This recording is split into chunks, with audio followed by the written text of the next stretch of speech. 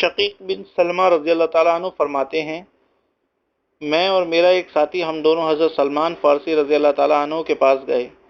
انہوں نے فرمایا، اگر حضور صلی اللہ علیہ وسلم نے مہمانوں کے لیے کھانے میں تکلف کرنے سے منع نہ کیا ہوتا تو میں آپ لوگوں کے لیے ضرور تکلف کرتا۔ اور پھر روٹی اور نمک لے آئے۔ گھر میں اور کچھ تھا نہیں۔ میرے ساتھی نے کہا، اگر نمک کے ساتھ پودینہ ہو جائے تو بہتر ہے۔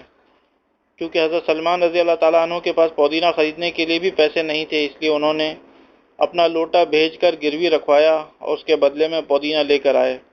جب ہم کھانا کھا چکے تو میرے ساتھی نے کہا، تمام تعریفیں اس اللہ کے لیے ہیں جس نے ہمیں دی ہوئی روزی پر قناعت کی توفیق عطا فرمائی۔ یہ سن کر حضرت سلمان فارسی رضی اللہ تعالیٰ عنہ نے فرمایا، اگر دی ہوئی روزی پر قناعت کرتے تو میرا لوٹا گروی رکھا ہوا نہ ہوتا۔ طبرانی کی ایک روایت میں یہ ہے کہ حضور صلی اللہ علیہ وسلم نے ہمیں اس بات سے منع فرمایا کہ ہم مہمان کے لیے اس چیز کا تکلف کریں جو ہمارے پاس نہ ہو۔